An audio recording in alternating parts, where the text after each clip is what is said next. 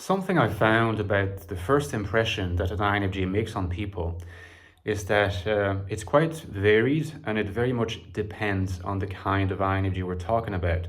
And here, the typology of INFJ subtypes is going to be massively helpful. And as you will see, my view tends to be that the more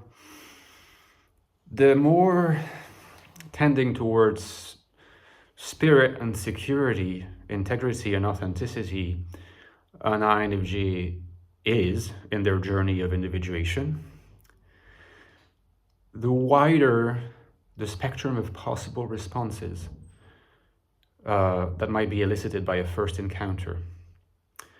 And actually, in fact, this says a lot about the resilience of the more integrated INFJs, because if you're exposed to a wider spectrum of possible encounters, it also means that you're exposed to a much higher likelihood that the impression might be negative, okay? And the resilience here resides in being able to take it, resides in being able to say, that's okay, I'm not going to please everyone, okay?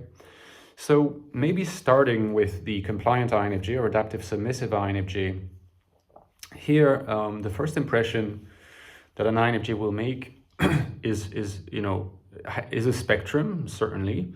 It would be for anyone really, depending on the kind of people that you're interacting with, because there's lots of different kinds of people, each with their own personality, characters, temperaments, and so on. But the the spectrum is not that wide either. So, and I've said this before, usually this kind of INFJ, the first impression is this person's friendly, this person's a little reserved, this person is keen to get on with you, keen to welcome you warmly or to create a polite connection. These INFJs are quite polite. Usually, if the person, the interlocutor is observant, they will notice that this INFJ is a little bit anxious too, maybe a little bit conflicted. And since INFJs ultimately can't completely repress their NI, and they cannot completely forget who they are in their everyday mode of being, there will still be moments when often it will be noticed in the way INFJs, these INFJs to look at people. So there will seem to be some sort of discrepancy, some kind of disconnect between the intensity of their gaze and the more proactively deliberate behavior, which is to more compliant and adaptive with people and trying to sort of figure out what people want and adapt to that. So there might be a slight sense of a feeling that the INFJ is being a little bit insincere among the more perceptive interlocutors, to be sure. But broadly speaking, this person's nice, a little reserved, a little torn, but nice. Now, the first impression that a solipsistic INFJ or withdrawn INFJ, same thing, would make is, well, first of all, they would have to be there to make an impression, okay? Because some of these INFJs are just not social, they're not socially involved, certainly not in the physical external world. They will be a bit more social online, but not very much in the actual IRL world. It still is not a mode of interaction, the real interaction, that can be completely avoided either. It's just impossible. You can't just remain in your room for your entire life. You need to get out, you will interact with people, maybe with housemates, maybe, a bunch of different places if you go to university, if you have a job and so forth. So this INFJ, I think, the funny thing is this INFJ, first, certainly they will not make the same impression as the compliant INFJ. They will come across as aloof. They will come across as a T-type, I think.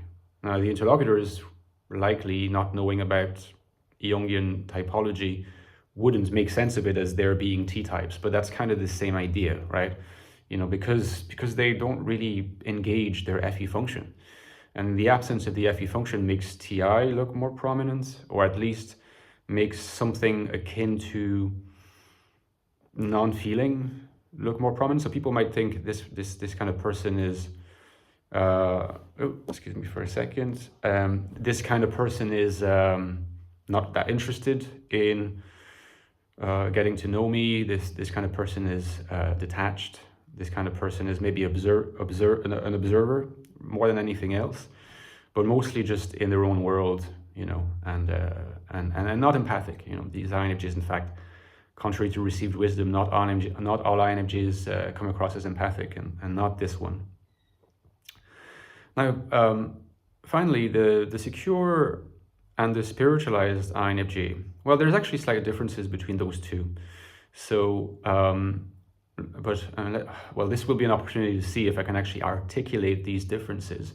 We'll start with what they have in common, because most of the elements of the first impression they will have in common. So the widest possible spectrum then of possible responses. You've noticed in the case of the compliant, just as in the case of the solipsist, the range of responses or, you know, perceptions of how the INFJ comes across is relatively restricted. We've been able to kind of pin them down fairly quickly. In the case of a secure or spiritualized INFJ, you see this kind of INFJ wears their INFJ-ness on their sleeves, so to speak. You know, so they're not going to try to hide what they are like, but at the same time they will be social. You know, at least to the extent that their introversion permits. So they'll like people. They will like to engage with people, you know, but they'll have a level of energy, an oceanic level of energy, as I like to call it, that is different sometimes from the main energy of the room or the group of people they're interacting with or the one-to-ones they're in. And they will not adapt, you know, they will not adapt. They will follow their own rhythm, their own pattern of waves and calm seas and sometimes tsunamis, although rarely in the case of interstices. Now, these INFJs often have quite a unique sense of humor. You know, a unique sense of humor, I have found, is often highly correlated to the unique personality you have.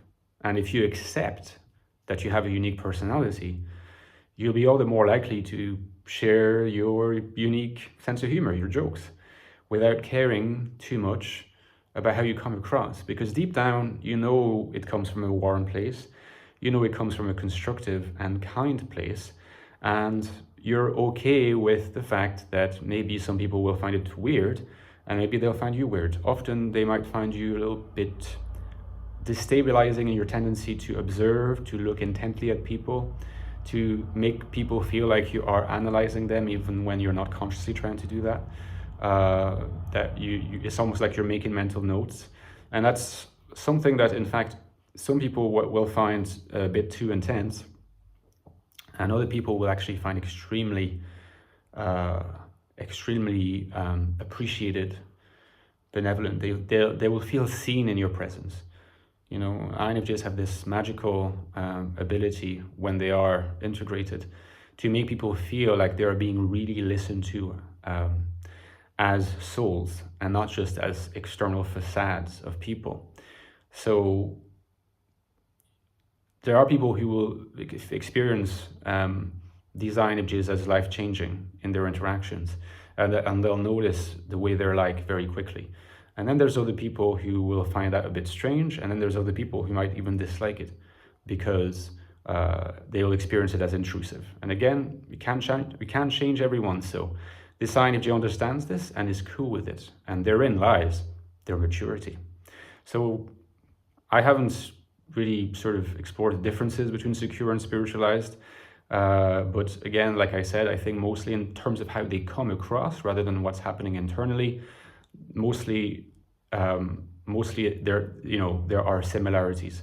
I'll talk a bit more about the difference between spiritualized and secure in the next video, and I'll touch upon what I just talked about in that video as well. So give me a like if you enjoyed this video, guys. Don't forget that I have a Patreon page that you can support.